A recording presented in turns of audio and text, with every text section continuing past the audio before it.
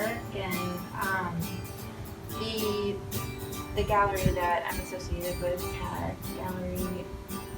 a alley open, and you were juried into that, and the curators and the manager decided to put your work very much in the front, and we're very excited about it.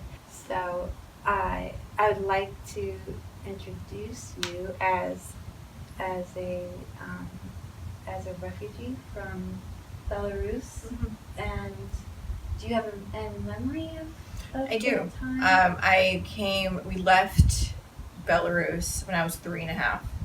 So for some reason, I've always had my memory's always goes like a long way. But I do remember bits and pieces, and of course, it was very secure for me because it was with my parents. I didn't have to worry about like where I was going to eat. So it's a little bit of a different perspective than like my sister, who's 7 years older. So I remember we had to go through refugee camps. We went through Austria first. So we flew we were going to go to Israel. That was the deal that the Soviets were making with Israel. It was like, take your Jews.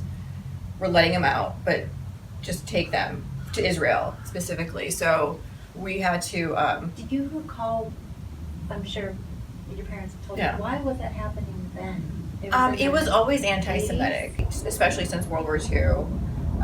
Even though the Russians fought the Germans, it was always just again like Russians are just an overall kind of they like their own, and if you're a little bit different, like, and I don't even want to say they're overall racist because it's just like that's just the ingrained. And most people were kind of pale, right, at that time. Yeah, and my mom was a blonde, redheaded Jew, so she would pass. But unfortunately, in our passports and on our birth certificate, under nationality says Jew. So you couldn't, she couldn't get into university the first year, even though she had amazing grades. Like, it was always you were second class. Yeah. So my dad was, a little bit younger than me. My parents were 30, 32, and they had a 3-year-old and an 11-year-old at the time. And my dad came home and he's like, we're moving to America. I'm like, let's just go. And they had the stamina to do it at the time, I guess, and just no fear. And my dad pointed on a random date on the calendar, and it was May 23rd, and we left. And so they thought we were going to Israel. We did underground railroads all the way through. So Austria had a refugee camp there for us. I remember that very well. There were stray cats everywhere, and I thought they were adorable. And for me, it was just like an adventure, because I had I had no fear because my parents were there, my sister was there. So to me, I'm sure my parents, they had no money. I remember them bringing, packing any of the jewelry they had so they could sell it on the way, because we didn't know how long it was going to take. Yeah, and they would go to the farmer's market in the mornings. After Austria, we went to Italy, and in Italy, a family sponsored us there. So we stayed in their little guest room house. Were they Jewish or not? No, they were just good families. To hear, because our family's also Jewish, and sometimes we think of Italy as anti-Jewish. Right. Yeah. Well, yeah, of course. But it was outside of Rome, and I had the best time there because I remember for my 4th birthday, my parents got me this 6-pack of yogurt, these little yogurts, and they found them at the Russian store recently. They were so good. And but I thought at the time I was so excited. It's just the little things, And you were outside of Rome. Yeah, it was. And Italy's great. Yeah, we were walking, we walked to the to the sea every day, and it was great. That's so, incredible. at the time, there was bright sides to the right, and my parents were freaking out, I'm sure. But the kids were okay. We were safe. The family took. I spoke fluent Italian within a few months because we were there for 3 months. Wow. So little kids pick up languages so quickly. Of course, I forgot it all by the time. But then we ended up, so we left, it took us a while to get here, and then From Italy? Yeah, from Austria to Italy.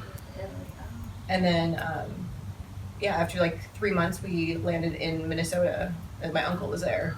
Oh, okay. So it was New York, and then of course, we landed in New York first. Okay. Plane. You came through New York. Yeah, and then, my family. Yeah, I think that's just the general, some kind of coast. Yeah. Never mind. Yeah, maybe like Florida, through Florida, like when you go through the South. But yeah, then because my uncle was here, he was like the one who sponsored us. That was the whole thing. And then my grandmother, who was with us through Austria, got left behind in Austria because she was considered an immigrant and not a refugee because her son was here. It's like all like these like stupid rules. So my grandmother, who spoke no German, no, like she only spoke, thankfully she spoke Yiddish, and that's very close to like Austrian, like, you know, so she was able to communicate. She was there for 6 months by herself, you know. I wanted to look into the history of Belarus because I'm not familiar with it at all. It's funny because it's like no one really talks about it. It's like everyone knows about Ukraine. It's great to meet you and learn about it. So the only thing I managed to see was the map. Right. Just a map. And there are lots of different maps, and I have no idea like how it was divided up or why. Right. Most of them are in Russian, so I couldn't find any English maps for it. But the one thing that struck me was how much Yiddish was in Belarus. I found a map of Yiddish, and it was all concentrated on the Belarus. Specifically side. in where I was born, it's a city called Bobruisk. It's a little bit outside of Minsk. It's not a small city. It's like a big. I didn't like grow up in like a village. It was like a genuinely pretty big city, and it was 99% Jews. Like for hundreds and hundreds and hundreds of years. And then after the war, I mean, there's only like 700,000 Jews left entirely. In that country. Yeah. So it's just, they were all wiped out. Like either they were, because they didn't even take them to concentration camps. They were just, like, as soon as the war started, either you ran or you were just shot right then and there. Like, so, and that was like right after Poland was, because we were right next to Poland.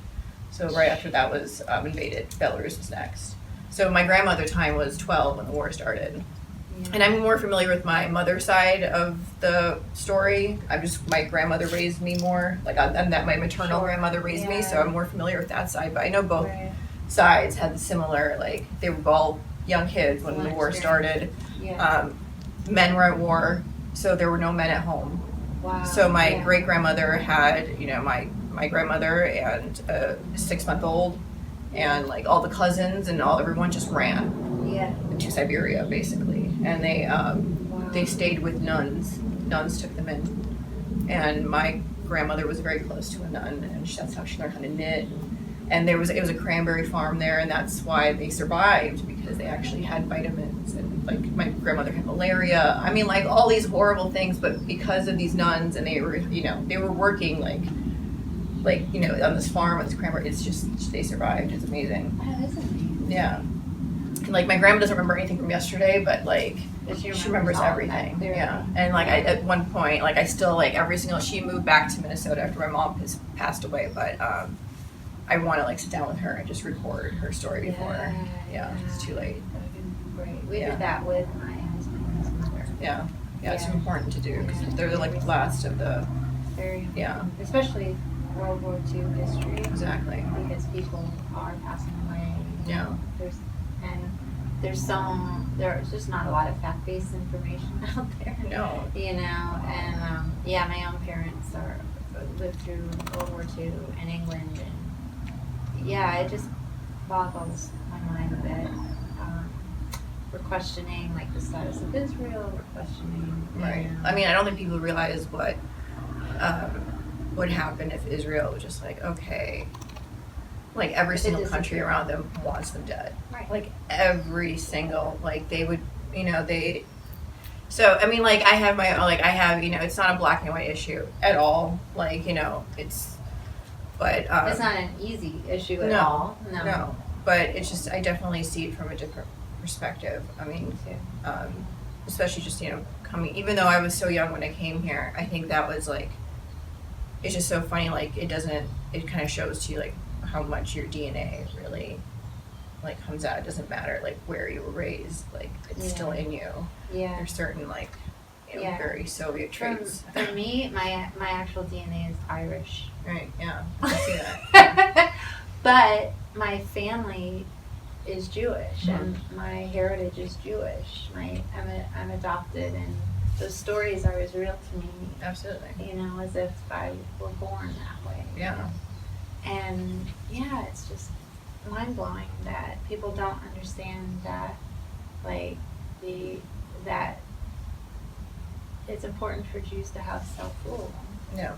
And somebody told me recently, well, if Israel no longer existed, then Jews would be just like Native Americans. And it's like, well, okay, let's think about that.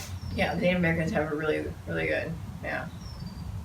Native Americans need more sovereignty. Right, yeah, it's not. Don't take it away from people. No. You know, so yeah, it's just. Yeah, my sister and I always talk about like how our lives would have been, because we were, you know, this close to Israel. In my life, we know we would have gone to the army, and like that would have been a normal day to day, and like I definitely, like, growing up in Minnesota shaped me as like I was Americanized really quickly. Yeah. There is not much of a Jewish community there. There's not, like, the Russian community that was there was like our families, like the ones that all, like, there was like a wave of Russians that came in '89.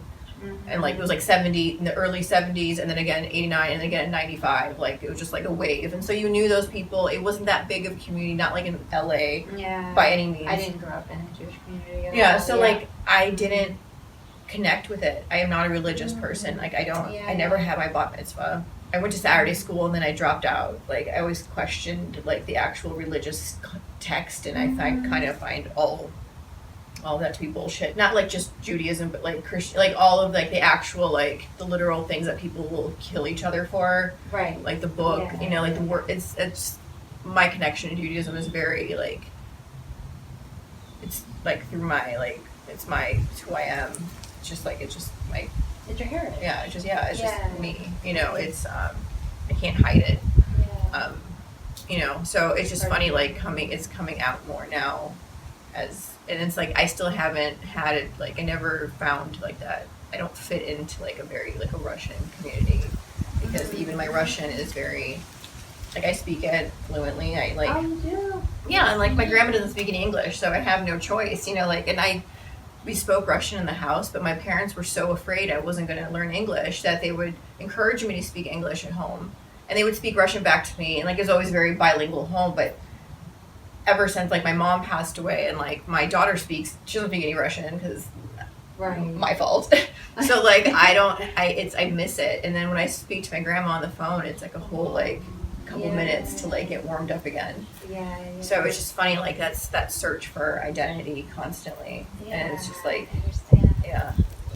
And America is such a wonderful place to be in when you have that sort of complexity in your background, right? Yeah, because I'm allowed to like explore it and kind of make it my own, because we weren't allowed to practice, you know, in Soviet Union. Right. It was an atheist state. That was my heritage with my family that immigrated from Germany to. It was before World War II, but things were getting hot, you know, before. Yeah. So they migrated to England and lost all sense of Jewish identity. You know, they couldn't practice. Yeah. So that's what.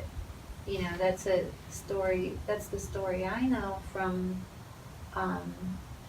growing up here and seeing how Judaism is accepted and celebrated. Yeah, it's totally different. And it's open. Yeah, and people are attacking that now.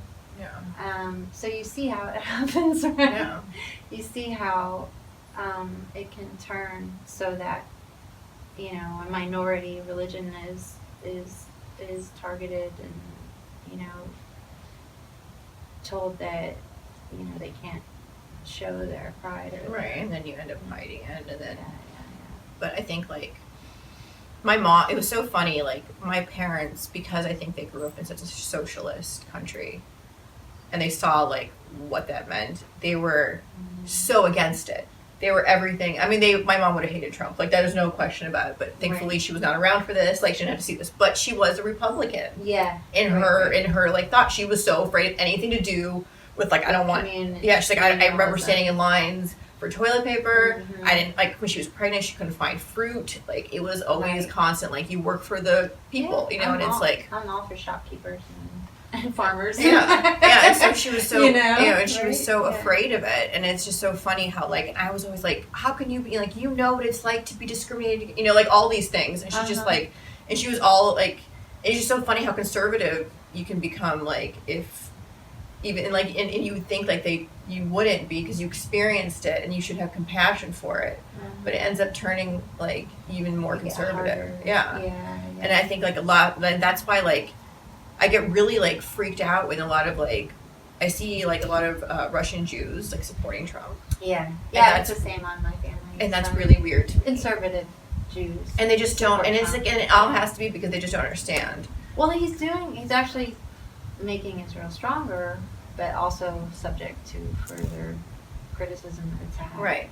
But it was there anyway. Right. So I mean, it's like, Yeah. No, it's interesting. It's a really weird place to be.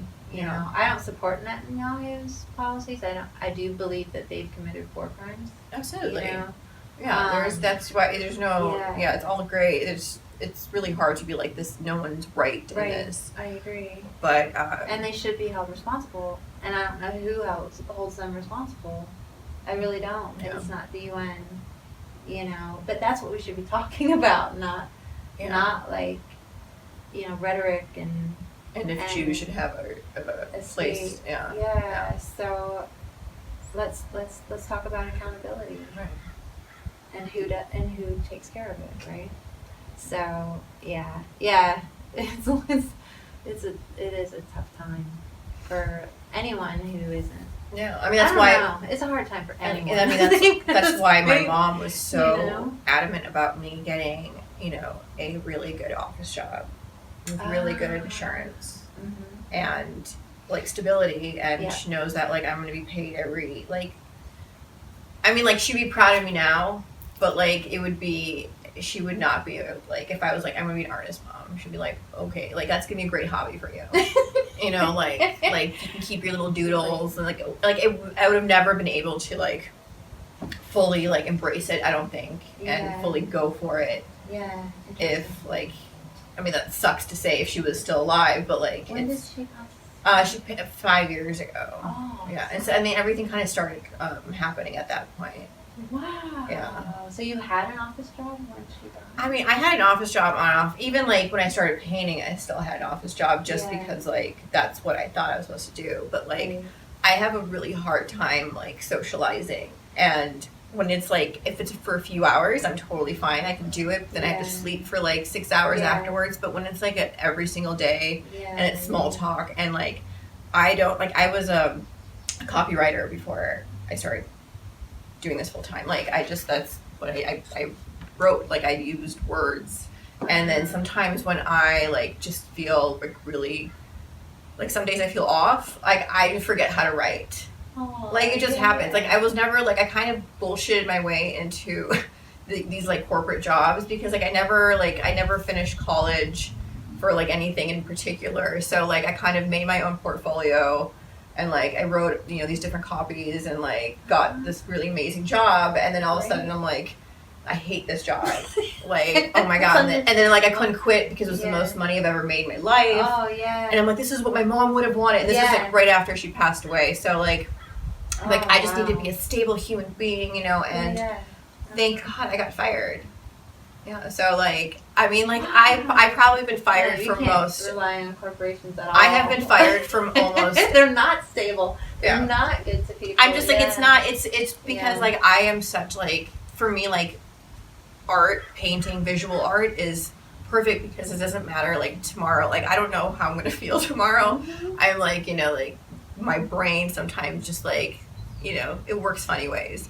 So like, but I know that tomorrow, like no matter how I feel, I can still go paint. Yeah. And I can still be alone. And I am so happy to be by myself. Like I get like, I have an 8-year-old who loves my attention. Yeah. And so like when everyone's finally asleep, I am at my like peace. Like I can finally just be like, yeah, so I did my corporate job and then I got fired because I suck at things that, like if I, like if it's my own stuff, I'm great. Like I know I can do it, but if I don't want to do something, it's going to be awful. Yeah. Right? Like I'm not going to put that much energy into it, like I'm just like, and on top of that, I was driving 2 hours to work each day. Oh my God. Like in That's Westlake a lot. Village. Yeah. So when I got fired. Thankfully, they said laid off so I can get my unemployment. Right. And that's when I was like, you know what? I'm gonna start painting now. Like I just feel like painting. It wasn't even like it's only been 5 years. Well, it's been actually since I started my very first painting. It's been like 2 years. Like my first real that's when I've always been painting randomly my whole life, but not like okay I'm going to I went crazy for like 2 solid weeks and I had finished like 20 paintings and then like my friend was like, hey, I'm having a show, do you want to be in it? And I was like, okay, randomly. I'm like, I'm not, I didn't care. I'm not an artist. I just wanted to paint these really, and I had the show and it was amazing. And had my first 2 sales there. So I was like, oh, okay, so maybe we can do this. And then and that's when I submitted to ArtSpace.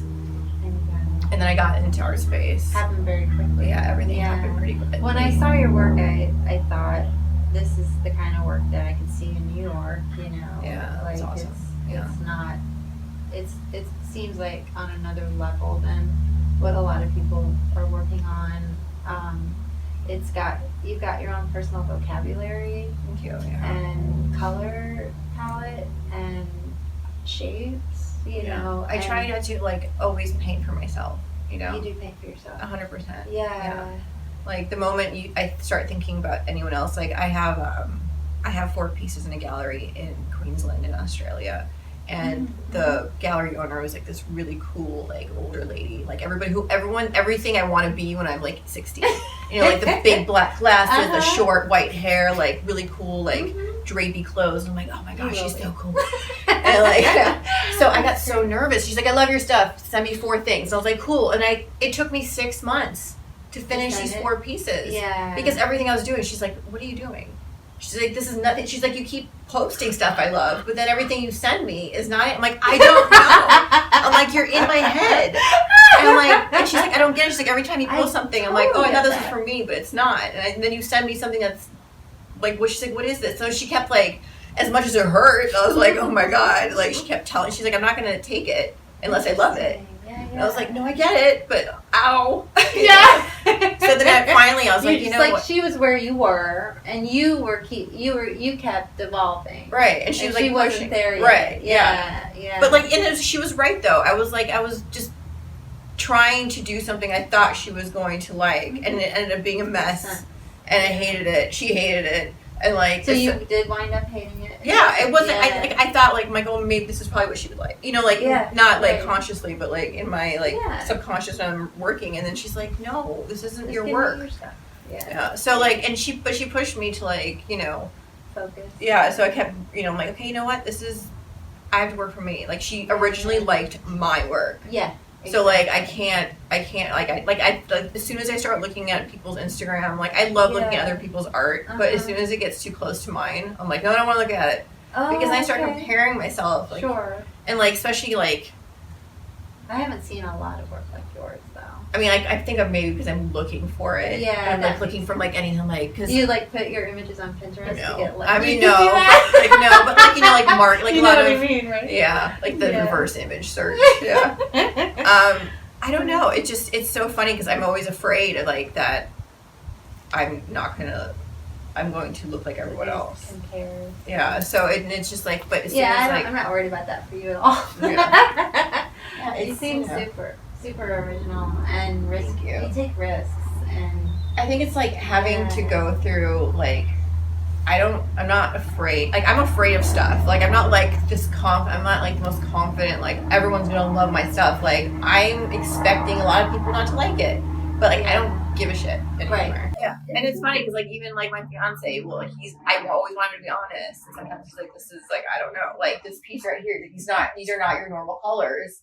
Right. I don't know how I feel about it. But how cool is that? Right. And I'm like, that's fine. And then it's and it's so funny because I have friends who, push me you should make smaller ones so you can sell them quicker. And I was like, I don't want to be an interior designer artist.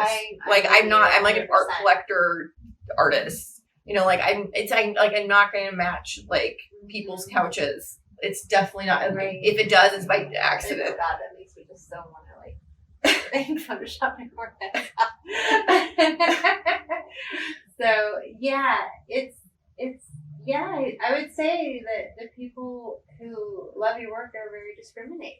Yeah. And looking for something new and looking for originality. Okay. And it's fine. I mean, like, I have my very first piece that I ever made, because, like, when I got signed with Art Space, they were like, hey, we like your stuff, but can you make us something like 6 feet by like 4 feet, or like the minimum of 4 feet, 5 feet. Right. And I was like, yeah, okay. I'm like, I don't have a studio. That's when I got my studio last year. Like, it was like all happened really quickly. I'm like, I'm not making any money right now, but I'm gonna start paying for the studio. Oh, it's dreaming. So like, I made these, like, the very first piece I ever made for them. Like, and now it's hanging in like this $35 million house. It's being rented, so it's like which is nice. It's almost better because it's like they're just paying you, but they're also just paying you, and it's still like yours technically.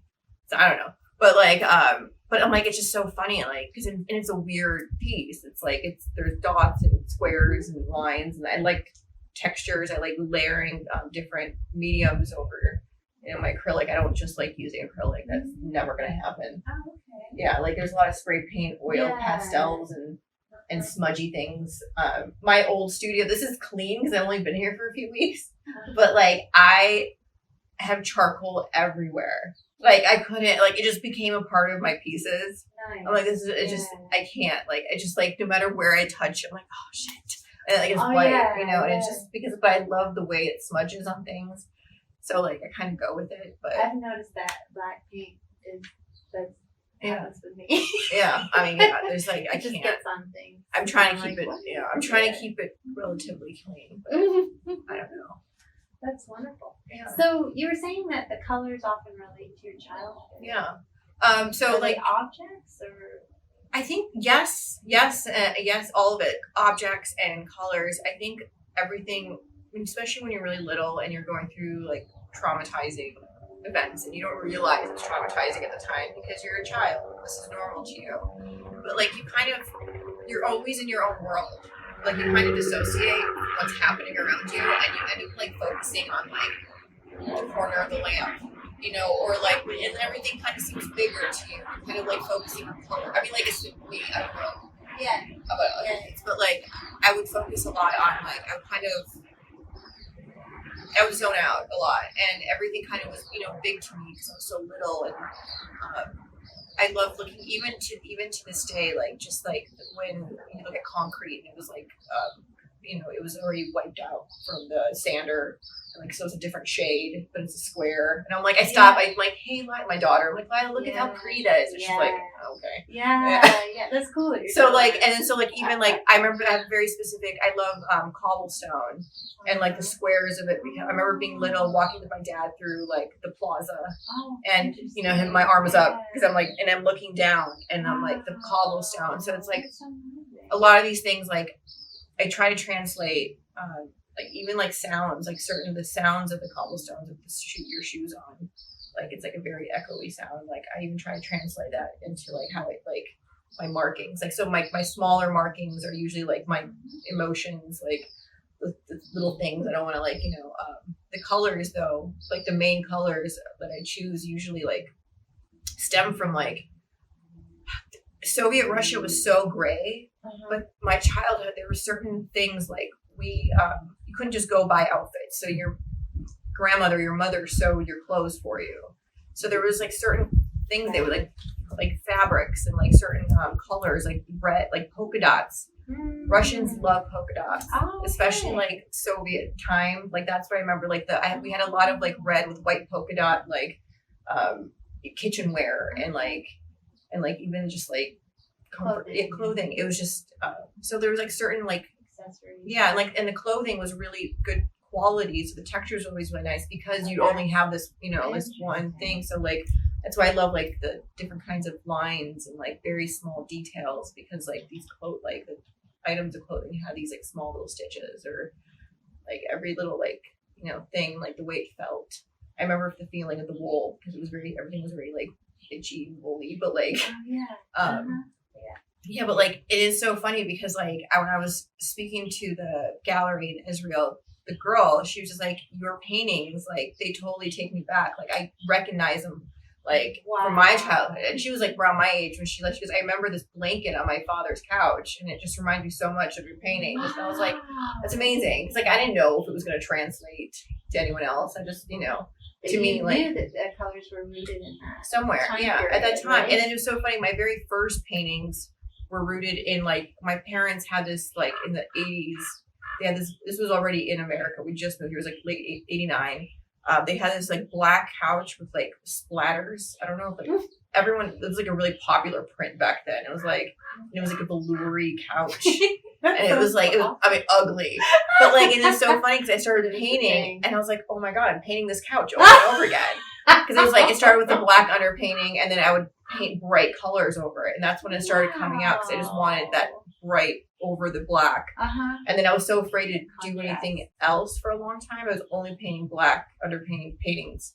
And then, and then I was like, you know what, I'm going to go with different colors. But like, yeah, I just like, I'll try anything, like, I don't think anyone should have any fear in art at all. I think like as an artists should always be willing to try. Yeah, it's just so funny to me when some artists like will email me or message me on Instagram like, I wish I could paint like you, and I'm like, why? But it's like, cause like in their work is so meticulous. It's not your life, kind of. Right, but it's like, but they're in there. I look at their work, and their work is like beautiful, like meticulous, and like every line is where it's supposed to be. And I'm like, I wish I could paint. I wish I could draw like you, because like I can't stand. Like I used to like be obsessed with drawing faces, especially charcoal, like figure, and like I needed to be almost real. Like I needed, and like I wanted to like, and everything up just rip apart. Like I hated it.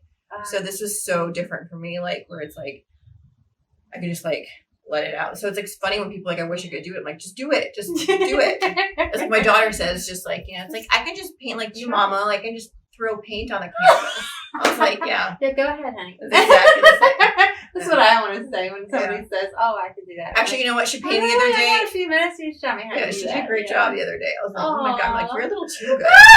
I'm like, why don't you go do something else? Yeah, my youngest, it's like his sense of composition is unbelievable.